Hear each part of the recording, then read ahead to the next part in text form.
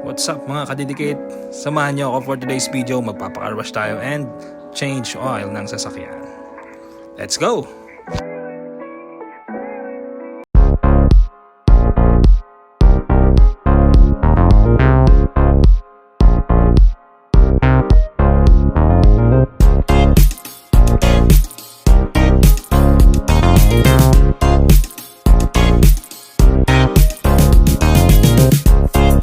One eternity later.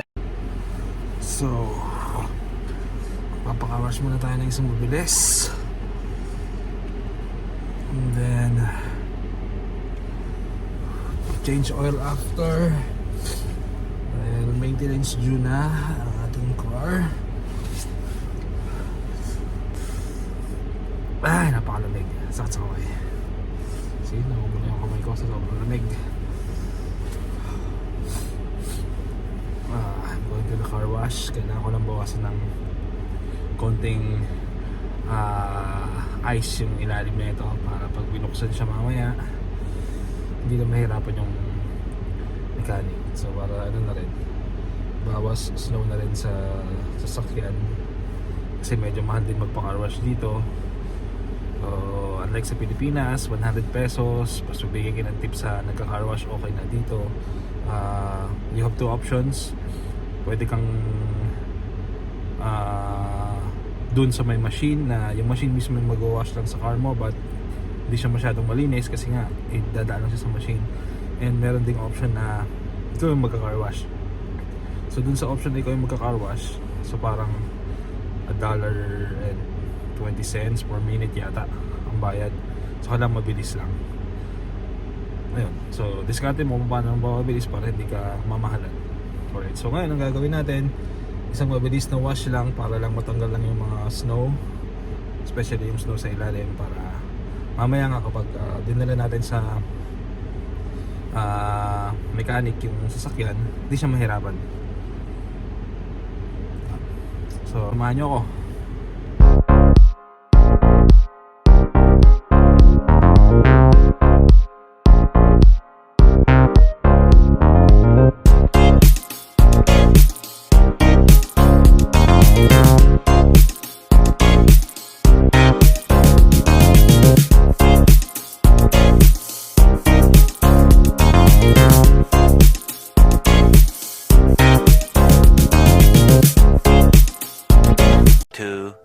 Years later. So we have to get ticket.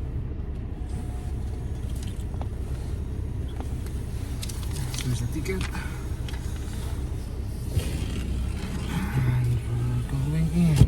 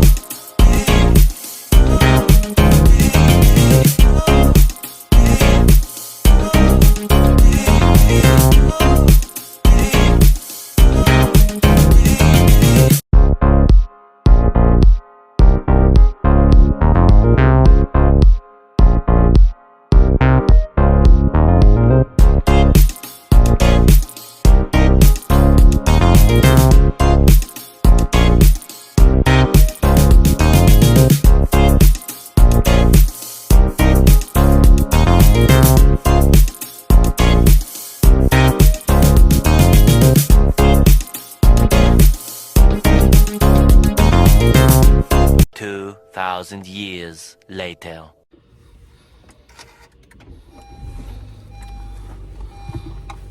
Alright. So that's how it works. So magtataka kayo bakit ganun lang maglinis. Kasi naka 10 minutes na tayo. So more or less mga $17 na yun. $15.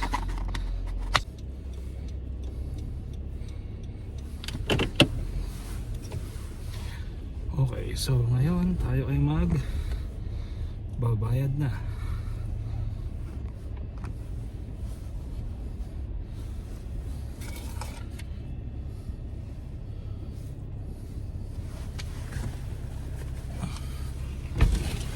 Hello?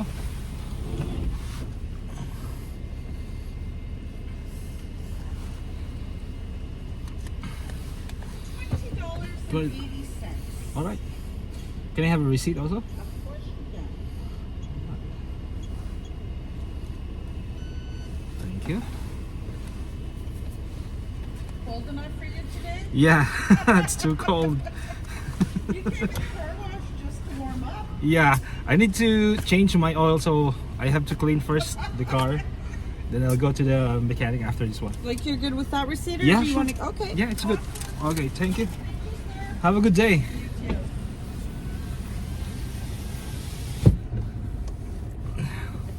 Yeah, Canadians are so friendly. And we're going to OK Tire now to check kung ano ba yung gagawin dito kasi naka A1 siya. Okay. In the Philippines, medyo meticuloso tayo when it comes to washing our cars kasi it's a tropical country. So alikabok lang talaga yung dumi doon and yung mga dumi ng ulan kapag umulan. But here in Canada, during winter, medyo mahirap talaga mag-maintain ng malinis sa sasakyan kasi you don't know kailan mag-snow, and mas worse kapag natunaw na yung snow, mas madami pa. Kaya yun, and it's too expensive. So I paid $20 for a car wash, 10 minutes. Oh my goodness.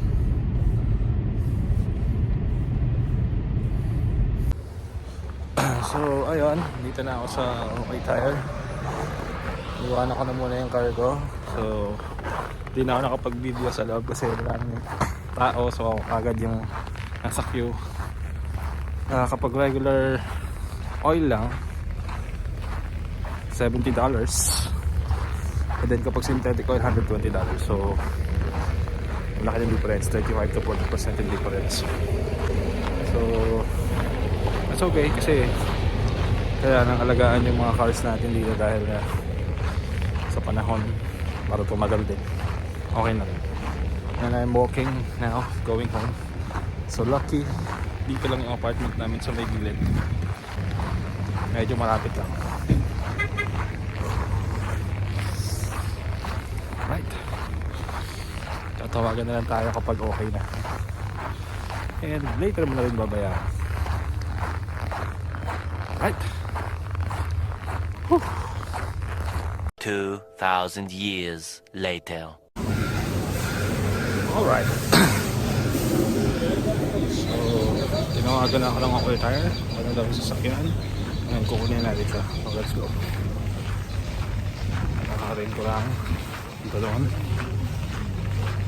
Ayan. Samahan niyo ako. Let's go.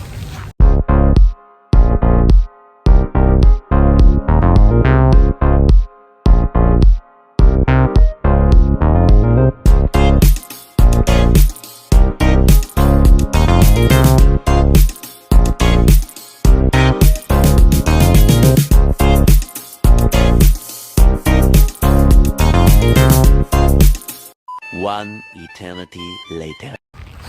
Okay, dito na tayo sa OK Tire. Kunin natin yung kotse and Divide na tayo. Tara.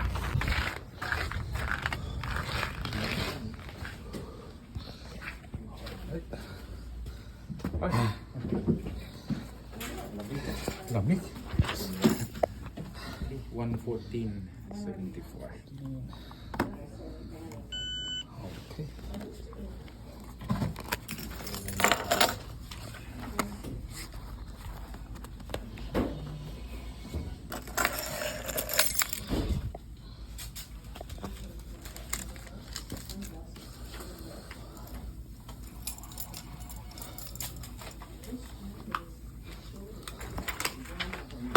Alright, thank you.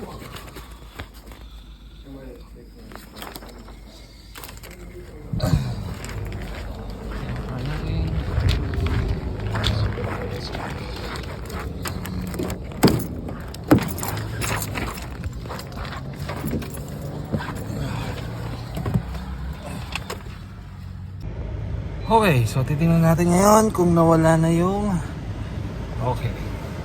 kung nawala na yung note na maintenance due soon. So, yun siya. 100% na uli yung oil life.